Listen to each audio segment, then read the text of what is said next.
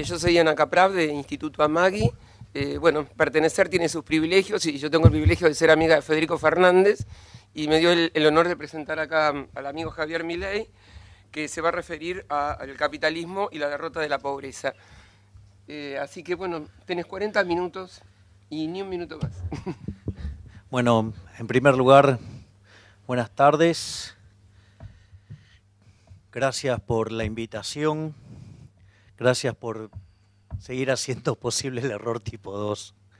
Así es que, nada, básicamente el punto que yo quiero levantar en esta presentación es lo que tiene que ver con la potencia del capitalismo como mecanismo para sacar gente de la pobreza. Es decir, lo primero que hay que entender es que la condición natural del hombre es la pobreza. Es decir, la historia de la humanidad se caracteriza porque la gente vivía en condiciones verdaderamente paupérrimas. O sea, y lo importante es que antes de la llegada del capitalismo, ¿sí?, la condición natural de la gente era la pobreza. El 95% de la población del mundo vivía con el equivalente de menos de $1 diario. Entonces, esa es la situación inicial que existía previo a la llegada del capitalismo. Y hoy ese número, digo, hay dos dimensiones del problema. La primera es que en ese momento en el mundo vivían cerca de 1.000 millones de habitantes, hace 200 años. Es decir, de hecho, los 1.000 millones de habitantes se alcanzó exactamente o aproximadamente, si ustedes quieren, en el año 1810. Y hoy vivimos más de 7.000 millones de personas en el planeta Tierra, y la cantidad de personas que viven con menos de $1 diario, ¿sí?, es 5% de la población. Es decir, acá ha habido una revolución. Sí, ha habido una revolución que está generando niveles de riqueza nunca vistos. Es decir, en general esto suele ser bastante poco intuitivo, digamos, porque nosotros vivimos en este contexto, pero el argumento es, supongan que ustedes tuvieran que viajar, ¿sí?, al año 0, ¿sí? O sea, yo suelo hacerlo con la idea del viaje en el tiempo, ¿sí? Entonces, o sea, lo primero, digamos, que pasaría, digamos, supongan que ustedes deciden viajar en el tiempo y presenciar, digamos, le dan la opción y dicen, bueno, yo quiero presenciar el nacimiento de nuestro Señor Jesucristo. Entonces ustedes van a llegar a ese lugar, digamos, van a estar en el pesebre y digo, nace Jesucristo y ustedes van a decir, van a escuchar gente haciendo murmullos, digo, cuestionando la virginidad de la Virgen María. Y ustedes van a decir, pará, digo, a los fantinos, pará. De donde yo vengo eso es factible. Y como Dios es omnipresente, omnipotente y omnisciente, Dios conoce la tecnología que se elaboró a fines del siglo XX, digamos, entonces la puede llevar al siglo 0, ¿sí?, y lograrlo. O sea, ¿y cuál es el problema? ¿No? Digamos, o sea, porque esa tecnología hoy existe. De hecho, hoy existe, digamos, el chico que es hijo de varios padres.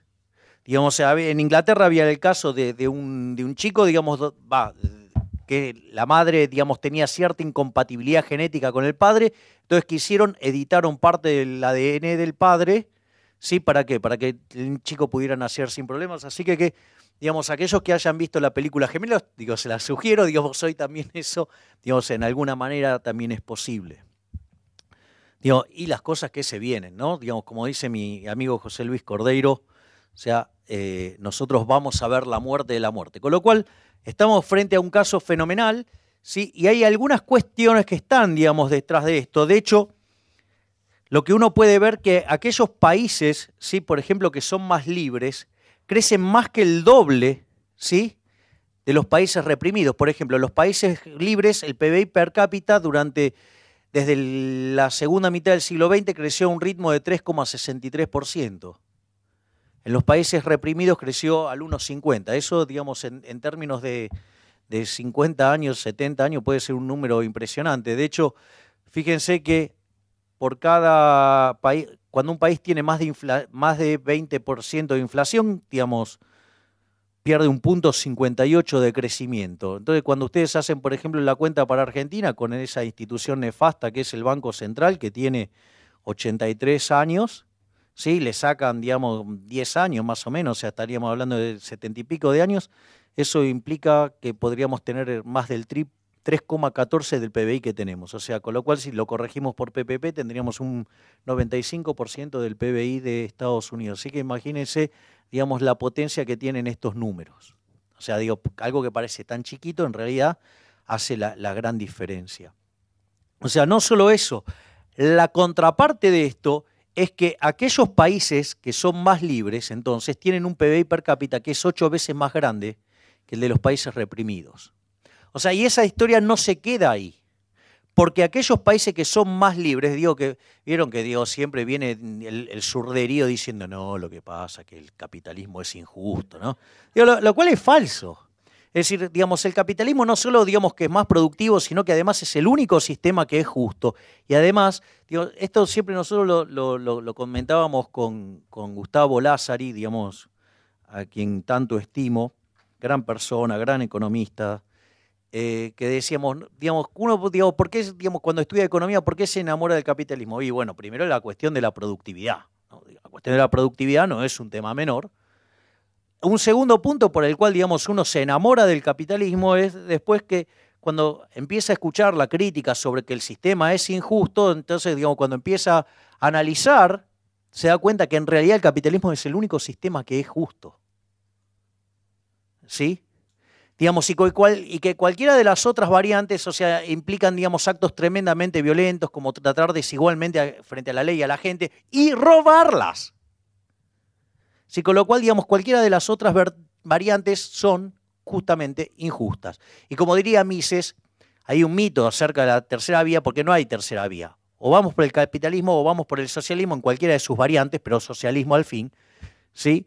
Entonces, pero en el fondo son dos sistemas. Y un sistema, digamos, o sea, los valores radican en, digamos, servir al prójimo, ¿sí? Digamos, o sea, lo que es la cooperación social, ¿sí? Con lo que tiene que ver básicamente con el respeto de los derechos de propiedad, lo que tiene que ver con, digamos, esforzarse, ahorrar, meterle duro, estimular la creatividad, digamos, competir, ¿sí? Y otro sistema que está basado en la envidia, el odio, el resentimiento, el trato desigual frente a la ley y el robo.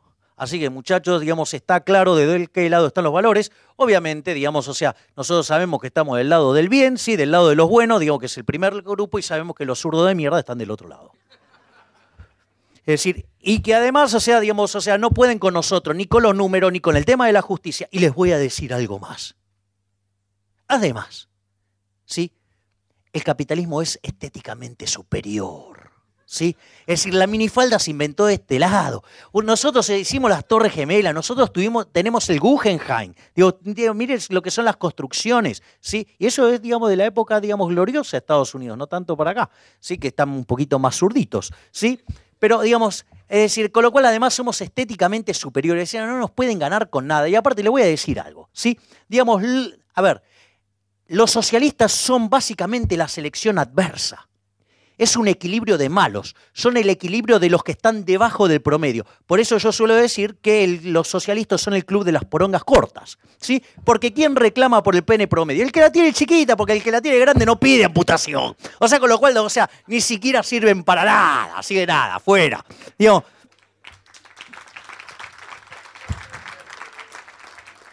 es más, si ustedes se fijan, si nosotros estamos diciendo que 8 veces está la gente mejor en el sistema libre que en el sistema reprimido, pero que el decil más bajo está 11 veces mejor. O sea, además también distribuimos mejor. Pero no solo eso. Fíjense, digamos, algo que es todavía muchísimo más interesante. La distribución del ingreso, digamos que tiene cierta regularidad en todos lados, se caracteriza por tener un caso en el cual la mediana, ¿sí? Es decir, o el modo, ese valor que más se repite en la serie, que es donde tiene la joroba, la curva. Es decir, por ejemplo, en la normal coincide la media con la moda, por eso tiene forma de campana. En el caso de la distribución del ingreso puede tener, digamos, tiene dos distribuciones que la describe. Una es la chi cuadrado, otra es la log normal, digamos, básicamente el resultado es el mismo, y es que la moda, es decir, aquel valor que más se repite en la serie, ¿sí? Está debajo de la media, ¿sí? Fíjense, en general debajo de la media está entre el 70 y el 80% de la gente. Por eso es muy interesante cuando uno, por ejemplo, escuchaba durante el kirchnerismo, que era básicamente populismo, digo, bien paretiano, esto de robar, digamos, de separar la sociedad, de enfrentarla y poner esto en términos de lucha de ricos y pobres, digo, algo ya inspirado por Pareto, digamos, y explotado por Mussolini, que obviamente acá tuvimos un gran discípulo de Mussolini, que se llamaba Juan Domingo Perón, o sea, digo, por algo habrá sido, digo, que alguien después le cortó las manos, ¿no? Digo, hubiera sido mejor que lo hubiera hecho durante vivo. Pero bueno, nada, ese es un argumento, digamos, de segundo orden. Pero, a ver, a lo que voy es lo siguiente. Cuando ustedes toman, fíjense que, por ejemplo, en un momento Víctor Hugo Morales, o sea, el relator del relato, dice, si no fuera por culpa de los medios hegemónicos, Cristina tendría el 75% de los votos. Digo, más claro, échale agua. O sea, estaba claro, digamos, cuál era la lógica del gobierno kirchnerista. Digo, o sea, que el gobierno kirchnerista fue lo peor que le pasó a la Argentina, eso no justifica que este sea bueno, este también es espantoso, o sea, pero no, digamos, o sea, habría que ver cuán espantoso uno respecto del otro, digamos, pero eso es una cuestión también de otro orden. Pero lo que a mí me parece interesante es que cuando ustedes toman el decil más bajo de los países libres, que está 11 veces mejor que el decil más bajo de los países reprimidos, también es cierto que el decil más bajo tiene más que el doble de ingreso que el ingreso promedio de los países reprimidos. Es decir, que el decil más bajo del país libre está mejor que el 75% de la población del país reprimido. Es decir, es mejor ser pobre en un país libre que en uno reprimido. O sea, aún para los que están mal. Entonces, digo que eso también trae la cuestión, digamos, o sea, digo, ¿qué están mirando cuando, digo, al margen de que está todo mal, ese análisis, la redistribución del ingreso, con la violencia que implica y todo eso, digo, me parece que ahí también hay algo para decir, ¿no? Y lo interesante, ¿sí?, que los niveles de pobreza oscilan entre 15 y 24 veces menos en los países más libres. Es más, la gente vive hasta 16 años más. Entonces la pregunta es, ¿de quién es el negocio de ir en contra de la libertad? Y fíjense, digamos, el hijo de Castro, la hija de Chávez, entre las personas más ricas del mundo. O sea, ellos que sienten tanto desprecio por el dinero, ¿no? O sea, parece que bueno, aplica para el dinero de los otros, no para el propio.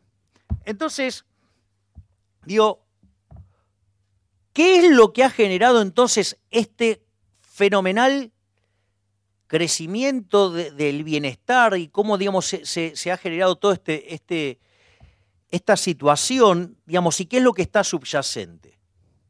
Y hay que son dos partes que yo quiero tomar de la presentación. Una tiene que ver con el crecimiento económico, es decir, lo que ha logrado el mundo en materia de crecimiento económico. Es decir, porque lo que está atrás de todo esto es el crecimiento económico. Es decir, por ejemplo, en lo que tiene que ver entre el año 0 y el 1800, la tasa del crecimiento del PBI per cápita era 0,02. era prácticamente despreciable. Desde el año 0 al 1800, en rigor, para tener un orden de magnitudes, lo que creció el mundo fue 40%. Y eso está concentrado básicamente en los años posteriores al descubrimiento de América. Con lo cual, no mucho más que decir para ahí, ¿no? O sea, ahora, ¿qué es lo que pasa? Después, digamos, con la llegada, digamos, del capitalismo y del respeto, digamos, el capitalismo en el fondo es una revolución institucional en términos de respeto de los derechos de propiedad. Es decir, que ustedes se puedan apropiar del fruto de su trabajo. ¿Y qué pasó cuando eso fue posible? Y la productividad saltó. El PBI per cápita empezó a crecer a un ritmo del 0,65. Es decir, la tasa de crecimiento se multiplicó prácticamente por 33 veces. Y eso, Dios, no quedó ahí. Cuando ustedes toman lo que pasó en la primera parte del siglo XX, la tasa de crecimiento se volvió a acelerar y se creció a niveles del 1,06%, o sea, casi 1,1%. Y cuando ustedes toman lo que pasó en la segunda parte del siglo XX, se volvió a acelerar de nuevo. Y la tasa de crecimiento en la segunda parte del siglo XX se aceleró a 2,1. Es más, existen trabajos que muestran que por la forma en la cual se computan las cuentas nacionales estaría subestimando la tasa de crecimiento en un punto 15, un punto 10, un punto 15. Es decir que en rigor, en la segunda parte del siglo XX se estuvo creciendo básicamente 3,20, 3,25. Tremendo número. Es más, en lo que va del siglo XX, 21, discúlpeme, el mundo, digamos, con estos problemas estadísticos, está creciendo al 3 per cápita. Es decir, que si corregimos por la subestimación de cuentas nacionales, estamos creciendo a tasas del 4,15, casi 4,25%. Entonces la primera pregunta es, ¿alguien puede entender qué carajo está viendo el pelotudo de Piketty? Es decir, ¿alguien me puede explicar qué carajo están viendo los pelotudos del estancamiento secular? Salvo por el hecho de que son todos keynesianos. Salvo uno. ¿Saben, digamos, en el libro del estancamiento secular, ¿sabes cuántos especialistas en crecimiento hay? Uno. Mokir. Es el único que opina distinto a todos los demás. Todos keynesianos intervencionistas. Summers, Stiglitz, Krugman, ¿sí? Gordon. Todos keynesianos nefastos. Todos haciendo una oda a la porquería del modelo de Harrod. Modelo que no tiene sentido. Modelo que predice o nos vamos a la inflación permanente o nos vamos al desempleo permanente. Es decir, algo que la evidencia empírica no mapea con nada. Modelo de mierda que fue dejado de lado. O sea, por algo apareció el modelo de Solow. Pero no. O sea, todos trabajando con el problema. No, porque claro, en realidad el problema, digamos, de la regla dorada donde mapean, digamos, la relación entre el ahorro y, digamos, la propensión marginal a ahorrar, que es una cosa que está dada afuera. O sea, digamos, no hay, digamos, los agentes, no sé, tienen los números fijos en la cabeza, sí, porque sí, digamos, o sea, digamos, la tasa de crecimiento de la población que está exógena, la relación capital-trabajo que está exógena, todo está exógeno. Claro, entonces de puro pedo coincide, digo, si va a estar ahí. Claro, entonces, en el puro pedo, digamos, entonces, claro, o sea, y obvio hay que estar interviniendo, hay que redistribuir el ingreso. ¿Para qué? ¿Para mapear qué? Para arreglarle la inestabilidad que no existe. Digo, por algo solo escribe el modelo que escribe. Digo, después da unas conclusiones, o sea, digamos, interesantes en términos de convergencia, nefastas en términos de crecimiento de largo plazo. Pero bueno, nada, la teoría económica siguió evolucionando. ¿Y esto sobre qué trabajan? Sobre el modelo de Harrod. ¿Por qué? Porque es el que les permite intervenir. Digo, para gastar con el dinero ajeno, ¿no? Como de costumbre. O sea, todos son funcionales a los políticos. Digo, de hecho, para que vean lo que significa esto. O sea, yo les describí que el proceso en el cual, digamos, se acelera el crecimiento. Supongamos que no se acelerara más el crecimiento, o sea que estoy yendo contra la evidencia empírica, no se acelera más. O sea, y hay formas que permite ver mayores tasas de crecimiento. Desde el año 0 hasta el 2000, con los números que yo le describí, el PBI per cápita se multiplicó por 12,9 veces. Digo, ¿y ustedes creen que pueden racionalizar multiplicar por 12,9 veces? ¿Quién cree que lo puede racionalizar acá? Para que se den una idea que no lo pueden racionalizar, supongan que cuando están en el año 0, después de que presenciaron el nacimiento de nuestro Señor Jesucristo, van a pasear por Belén para tratar de darles optimismo y ustedes le van a decir, bueno, supongan que ustedes le quieren contar cómo es. Mire, usted siendo un ciudadano medio de un país libre va a vivir muchísimo mejor que el mayor emperador que haya existido y se le ocurra. Entonces, mire, cuando usted le empiezan a explicar, digamos, que existe el aire acondicionado, que existen los autos, ¿sí? Digamos, que existen, digamos, no sé, el microondas, la heladera, digamos, no sé, digamos, lo que se les ocurra, el televisor, el cine, digamos, los barcos en el formato que los conocemos, los aviones. Digo, ¿qué van a creer? Las computadoras, el iPad, miren los teléfonos. Miren cuando usted le diga, ¿saben qué? Usted puede llamar a otra persona en el culo del mundo y además lo puede ver.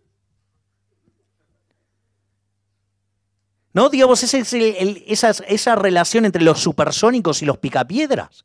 Esa situación. ¿Ustedes qué creen que va a pasar cuando le cuenten eso a la gente? Y de acuerdo a las costumbres de la época, seguro que lo van a crucificar o lo van a cagar a piedrazos. Con lo cual, o sea, digamos, multiplicar por eso el PBI per cápita sería, digamos, un número desafiante al intelecto humano. ¿No? Parado hoy, hacia adelante, multiplicando 12,9 veces. Bueno, si nosotros llegamos a mantener las tasas de crecimiento que tiene el mundo ahora, es decir, a pesar de que se vienen acelerando, suponemos que no se aceleran más, que se quedan donde está. Bueno, en ese contexto el PBI per cápita se multiplicaría por 60 veces.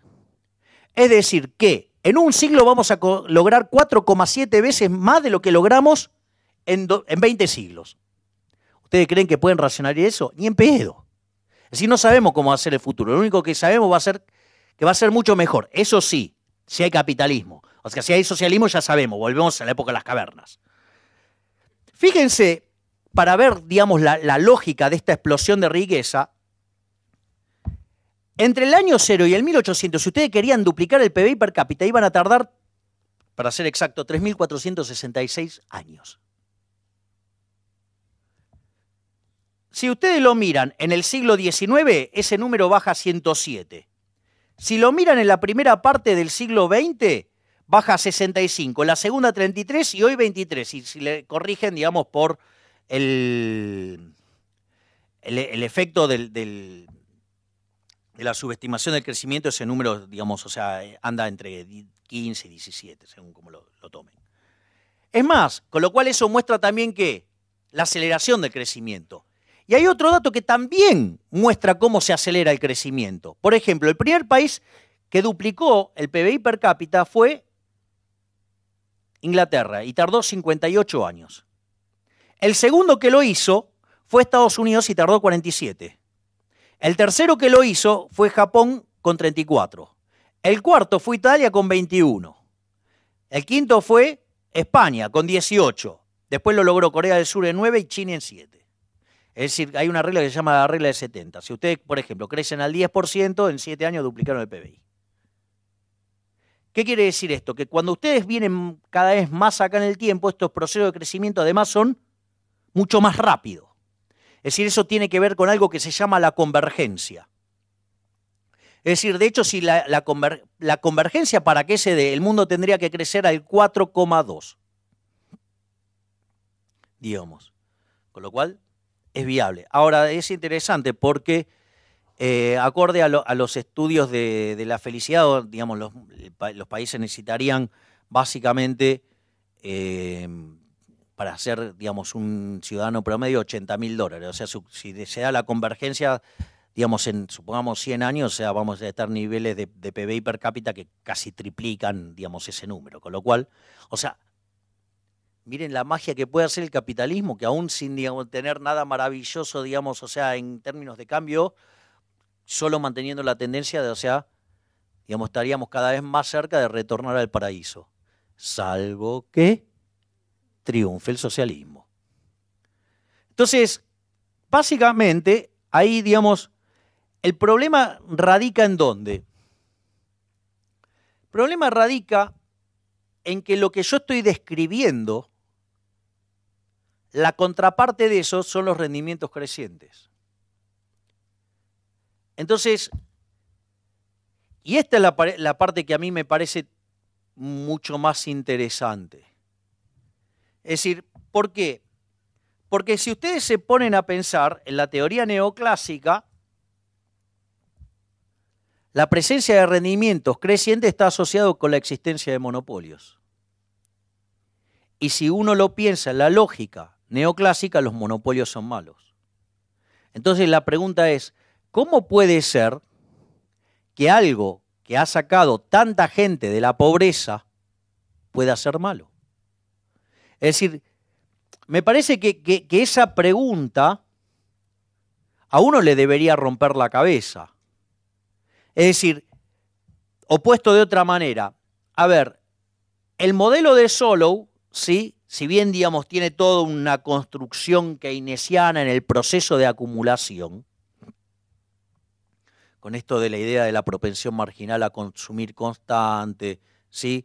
Y entonces que la diferencia es el ahorro, que ese ahorro es el que financia la inversión, esa inversión, digamos, neta, digamos, de lo que crece la población y la amortización les permite determinar la acumulación del producto, digamos, del capital per cápita, y como la función de producción, digamos, para ser consistente con la maximización de beneficios, ¿sí? Tiene derivada primera positiva y segunda negativa, es decir, los rendimientos marginales son decrecientes, ¿sí? Eso, digamos, deriva en ¿qué?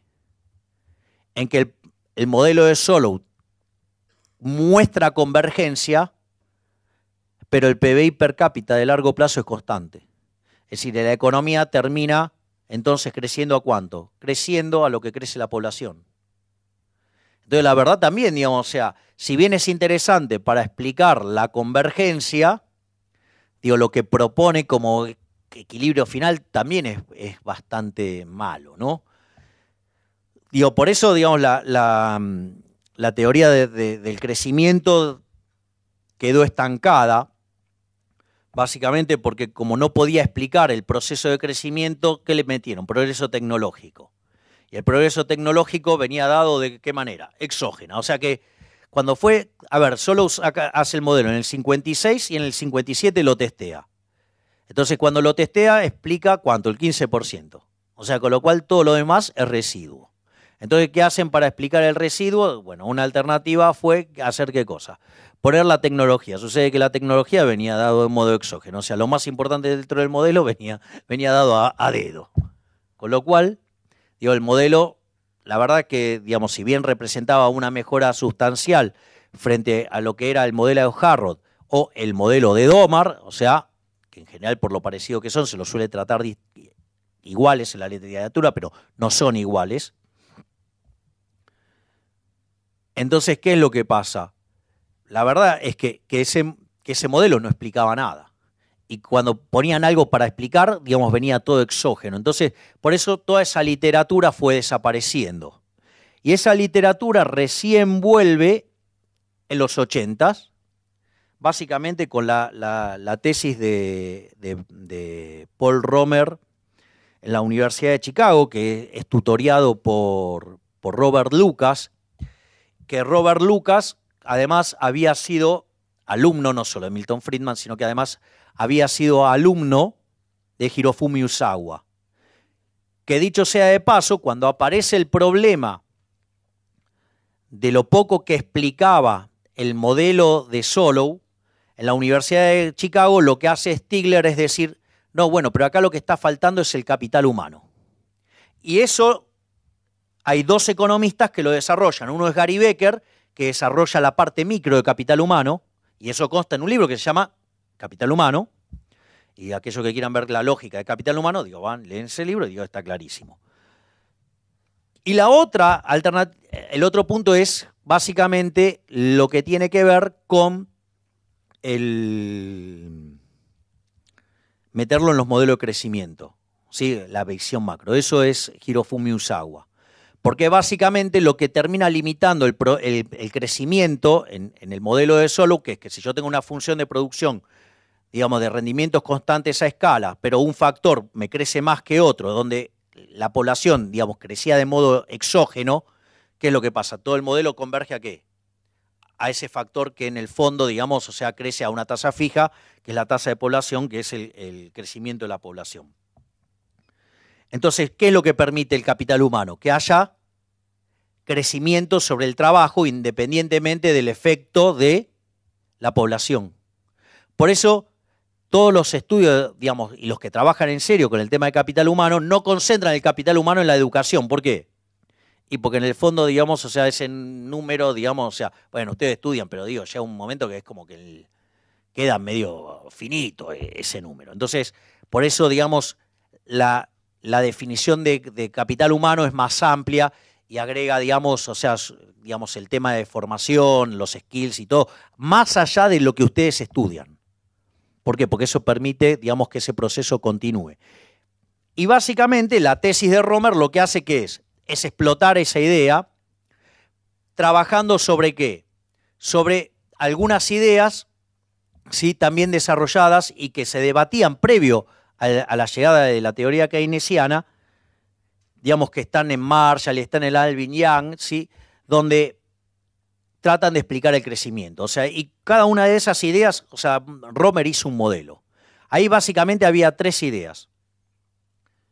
Una idea era la de capital humano, ¿digo? Cosa que, digamos, también formaliza Romer, pero el que la populariza es Robert Lucas cuando cuando va a dar las lecturas de Lionel Robbins.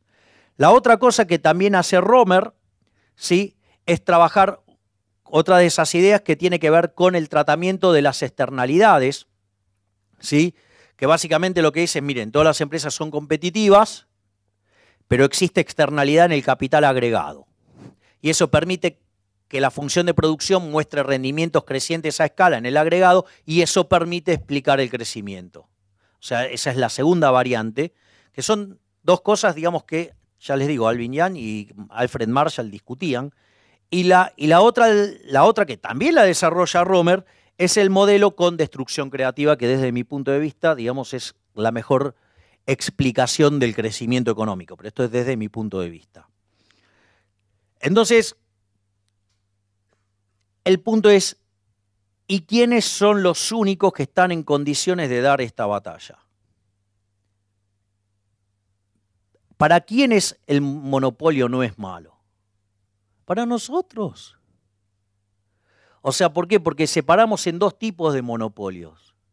Digamos, el monopolio que surge por la fuerza de lo que es que haya un solo vendedor, ¿no? Digamos que surge de un proceso competitivo.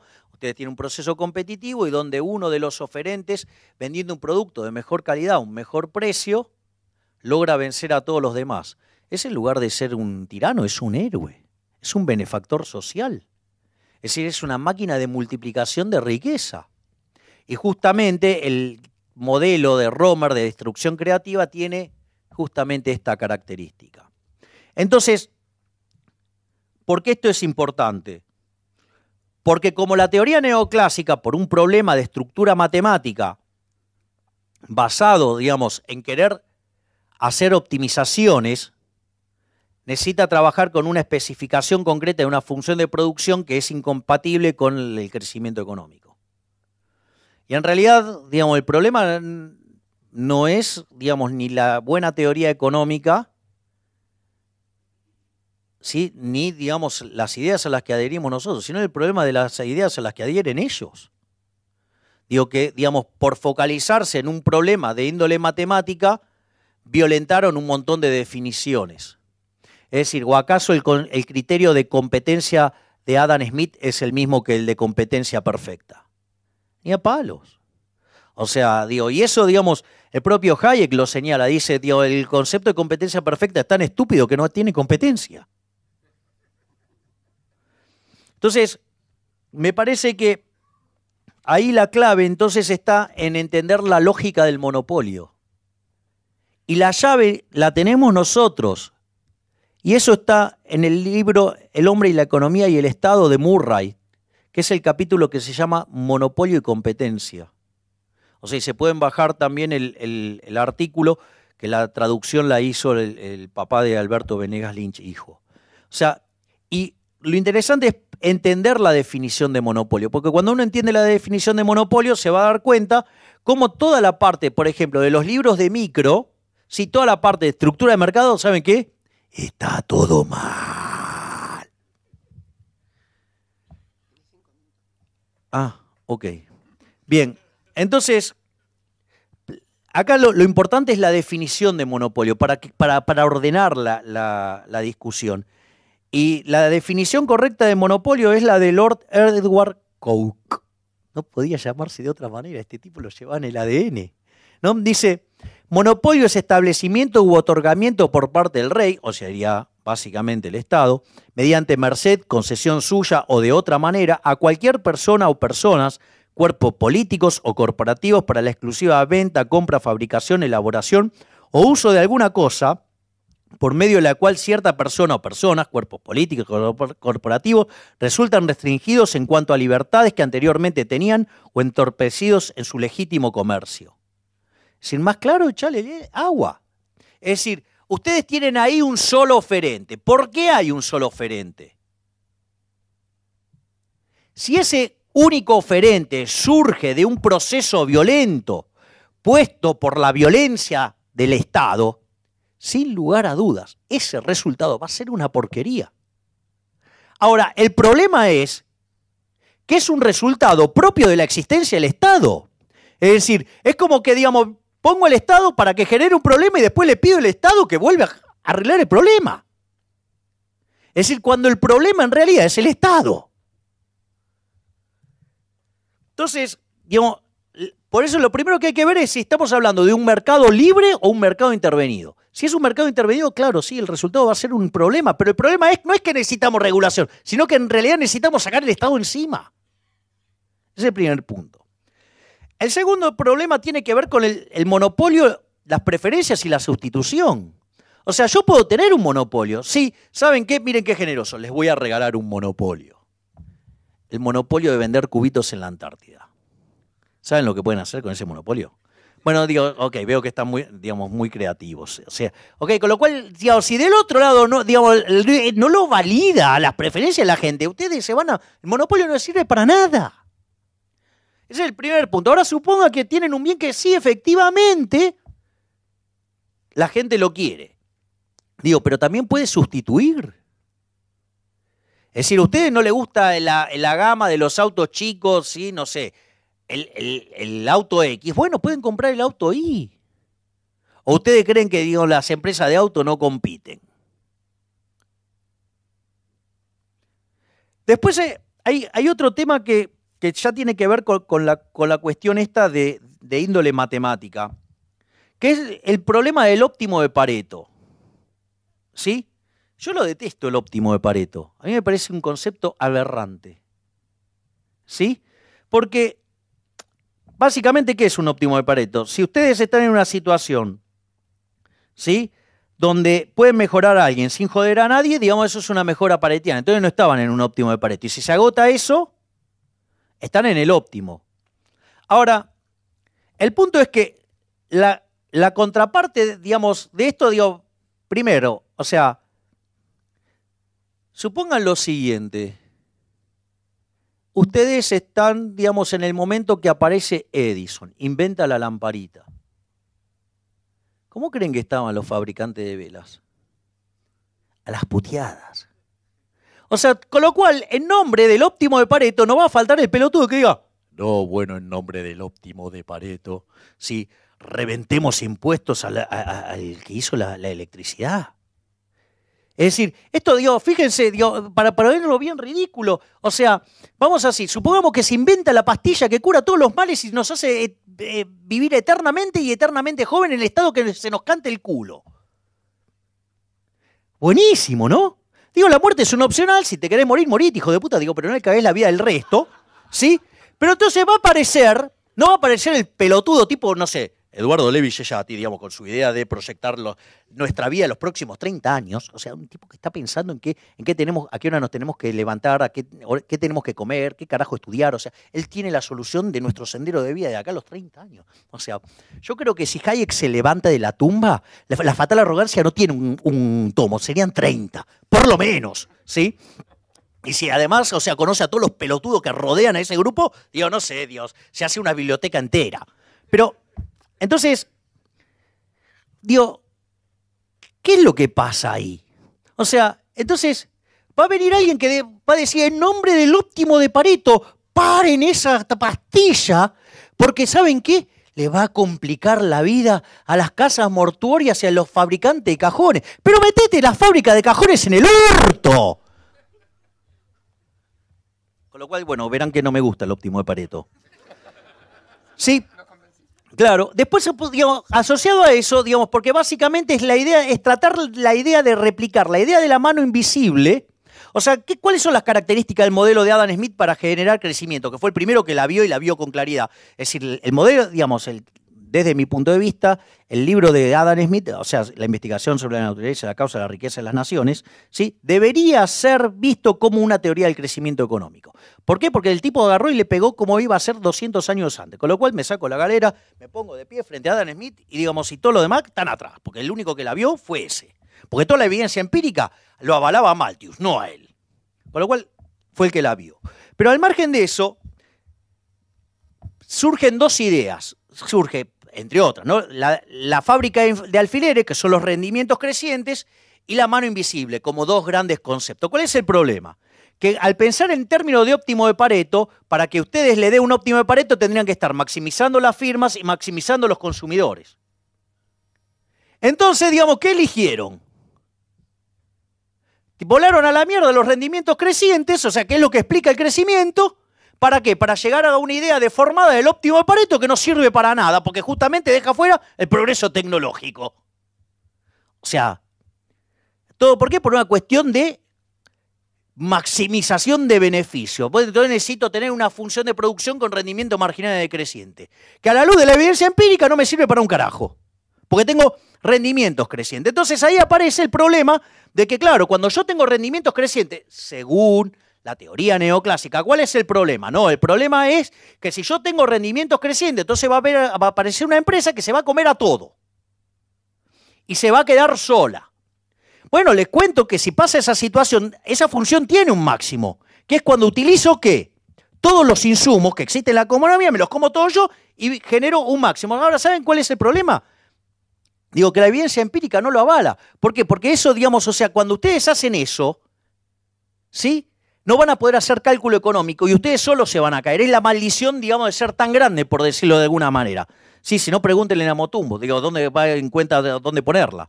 O sea, tiene un problema, ¿sí? Bueno, esto es igual. O sea, y aparte existió algo así. Es el comunismo y funcionó mal, o sea, nunca funcionó, ¿sí? ¿Por qué? Porque cuando se encuentran frente a esa situación aparece el problema del cálculo económico. Y ya termino. Sí, ya termino, por eso. Bueno, te juro que, aunque no lo creas, le estoy acelerando de una manera que no te das una idea. Entonces, básicamente, ahí después aparece, digamos, el problema del beneficio de los monopolistas, porque a estos tipos que les encanta meterle la mano en el bolsillo a alguien para hacer caridad con la guita ajena, no, el monopolista, Dios, es malo. El primer problema, ahorra. Es un genio si ahorra, ¿no? Digo, porque se ahorra, financia la inversión en otros lugares, con lo cual, digamos, se crean puestos de trabajo en otro lado, digo, tanto que le ocupan los puestos de trabajo, digamos, o sea, ustedes ahorran más, generan más inversión, por ende, digamos, generan más puestos de trabajo y de mayor, digamos, productividad, con lo cual, un héroe. La otra alternativa es, mire, digo, puede no ahorrarlo y lo puede consumir, así que también, digamos, lo que genera, que es, o sea, generaría asignación de recursos hacia ese lugar, con lo cual, digamos, tampoco hay un problema. La otra, digo, el tipo puede agarrar y reinvertir. Y si reinvierte va a colocar productos de mayor calidad a un mejor precio, con lo cual, digamos, todo fenómeno. La otra que puede pasar, que es que la fugue los capitales. Bueno, hace saltar el tipo de cambio, se reasignarán, digamos, los recursos. ¿Qué problema hay? Ninguno. Es más, miren, es un tremendo hijo de remil puta. ¿Saben qué hace? Mete la guita abajo de la tierra. Es un benefactor social, quita los saldos reales de la economía. ¿sí? Digo, quita saldos nominales, con lo cual, ¿qué va a pasar? Van a caer los precios. Si caen los precios, o sea, distribuye su ganancia entre todos los agentes de la economía. O sea, es un benefactor social. Entonces, en realidad, para mí, el gran problema de la teoría neoclásica es hacer una lectura obtusa del trabajo de Smith, ¿sí? Encerrarse en un problema matemático que no tiene sentido y que a la postre eso deriva en no poder explicar el proceso de crecimiento. Digo, y todo para salvar el óptimo de Pareto, que no sirve para nada. Entonces, desde mi punto de vista, la llave, digamos, está en entender el monopolio adentro de ¿qué? De un sistema de equilibrio general que además es dinámico.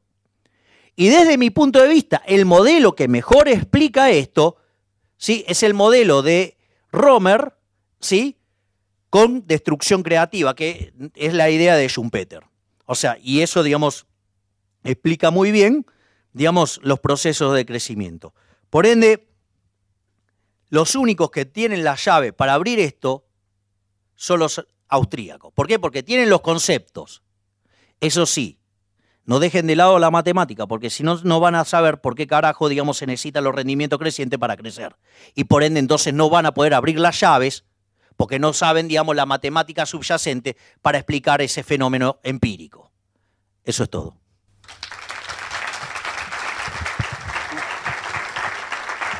A ver,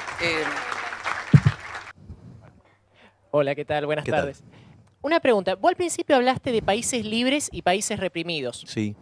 Creo que, bueno, yo creo que me hago una idea más o menos de qué país estás pensando, pero ¿podrías darnos algunos ejemplos concretos de países que llamas libres y reprimidos? A ver, digamos, agarrás el índice de libertad económica, o sea, porque esta relación está hecho con el índice de libertad económica, con lo cual, digamos, ese listado que vos tenés ahí, digo, que básicamente, digamos, tenés Irlanda, tenés Nueva Zelanda, tenés Australia, digo, tenés Hong Kong, sí, digamos, o sea, tenés esos países. O sea, digo, como casos ejemplo, ¿no? Y del otro lado que tenés a Corea del Norte, digamos, a Venezuela, a Cuba. Digo, pero tiene que ver con ese índice, es contrastar ese índice contra otros indicadores. ¿alguien más quiere preguntar? Aquí. ¿Daniela? Ah, bueno. Gracias, Javier. Sí. Las ideas austríacas son muy buenas y no son nuevas. Sin embargo, el poder lo tienen los izquierdistas en casi todo el mundo. ¿Cómo explicas eso y cómo revertir eso? Bien, ahí digo, yo comparto el punto con vos y básicamente tiene que ver con que hemos caído en la trampa del buenismo, ¿no? Y es interesante porque esto, no sé, yo también lo podría asociar con situaciones, por ejemplo, con la que, si por ejemplo se corre el Estado, ¿no? O sea, si se corre el Estado, digamos, si por ejemplo, digamos, nos bajara la presión fiscal, ¿sí? Y eso, digamos, además implica mayor libertad, ¿no? Entonces, o sea, vos, ¿por qué? Si uno podría esperar algo de parte de los políticos, ¿no? Entonces, yo siempre eso lo explico con un ejemplo que es, suponete que va una persona caminando por la calle, viene un chorro, ¿sí? Y lo deja en traje de Adán. Entonces la posibilidad es, ¿qué chances existe que dentro de 15 minutos venga el chorro y diga, mira, se me fue la mano, te lo voy a devolver, o sea, te devuelvo algo? No te devuelve nada, no te devuelve nada. O sea, y es más, o sea, mi argumento es que, digamos, el político es ética y moralmente inferior al chorro vulgar. Porque el chorro vulgar por lo menos, digamos, da la cara, te enfrenta, corre el riesgo, ¿sí? Puede, digamos, comerse tu respuesta, digamos, vos le podés contestar, le podés meter una piña, no sé, lo que fuera. Sí, puede terminar preso, no sé, lo que fuera. En cambio, digamos, o sea, el político se ampara ¿en qué? En el monopolio de la violencia. Es decir, ellos son los grandes detractores de los monopolios, pero ellos guardan para sí el monopolio de la violencia, guardan para sí el monopolio de la emisión monetaria. O sea, digo, ellos sí tienen monopolios. ¿Sí? Y el problema es que no van a ceder en eso. No van a ceder. No van a ceder. Ese es el punto. Entonces, digo, al menos voluntariamente. Y Y te diría, los políticos son peores porque además el ladrón vulgar es aleatorio. En cambio, digamos, el Estado es un ladrón estacionario, te roba todos los días, ¿no? O sea, sacá, digamos, cuánto has perdido por un robo común a lo largo del último año y cuánto te sacó el fisco. Y te vas a dar cuenta quién te roba. Entonces, yo creo que una de las cosas que pasa es esto, digamos, de que cuando ingresan esta lógica donde además, o sea, no funciona el check and balance, digamos, entre el poder judicial, digamos, y que queda, digamos, sometido a las lógicas de la política y todo ese tipo de cosas. Digo, igual, digamos, yo no creo, digo, tampoco en esa solución, o sea, yo, digamos, o sea, no creo en el Estado, sí. Pero suponete que lo creyeras. El problema radica en que por alguna cuestión, digamos, le hacen creer a la gente, digamos, que algo es malo y la gente compra. O sea, alimentan, digamos, esto de la envidia, el odio, el resentimiento. Esa es la lógica de Pareto. O sea, Pareto la vio con claridad. Digo, ¿me entendés? O sea, se paró, digamos, con el tema de la distribución del ingreso y alimentó eso. Alimentó la envidia, el odio, el resentimiento. ¿Sí? Entonces, digo, y se pone del lado de donde hay en promedio 75% de las personas. Y eso les permite alzarse con el poder y eso les permite atacar a un grupo, ¿sí? Y el tema es que además cuando aparecen las intervenciones del Estado, el resultado termina siendo peor que el resultado que tenías originalmente, con lo cual eso genera además mayor demanda de intervención. Entonces entras en un círculo vicioso donde cada vez tenés más intervención. Y cuando te querés acordar y el tamaño del Estado es tan grande, estás a punto, digamos, de ir hacia una dictadura socialista sin escala, ¿no? O sea, entonces, y yo lo veo difícil que los políticos quieran resignar eso, o sea, no lo van a hacer por su propia voluntad. Entonces, básicamente ahí te encontrás, bueno, frente a esa situación, ¿cómo salgo? Entonces, una solución es la solución violenta, pero nosotros no creemos en la solución violenta, ¿sí? Digamos, ¿por qué? Porque nosotros creemos en el respeto irrestricto del proyecto de vida del prójimo. Entonces me parece que la única forma que tenemos de hacer eso es ir y dar la pelea.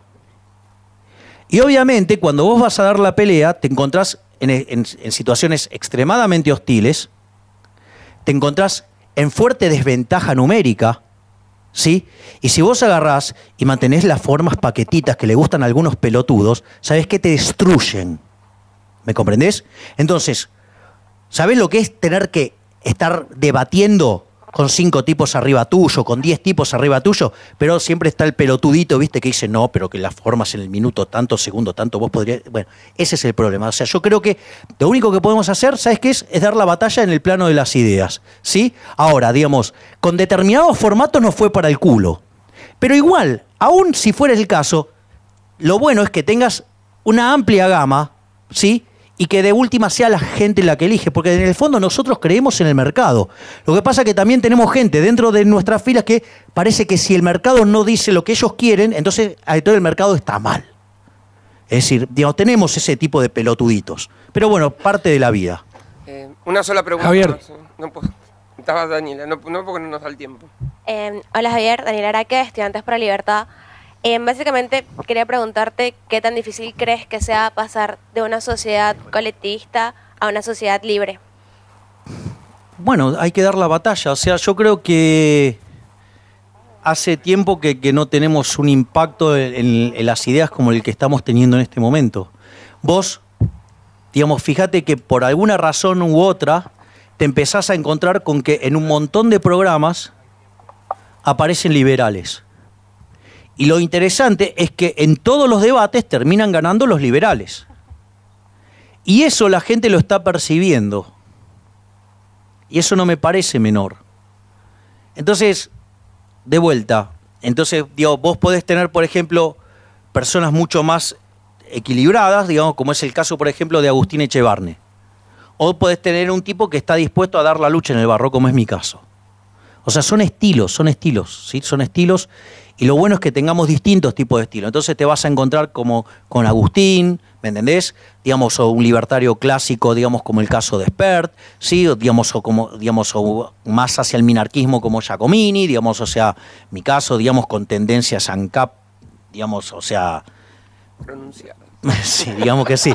O digamos, como el caso de Lázari, digo, qué sé yo, digamos, todos que estamos dando esa batalla, digamos, si tratamos de, digamos, o sea, y lo bueno es que, digamos, o sea, a cada público le llegue algo, digamos, pero que estén las ideas.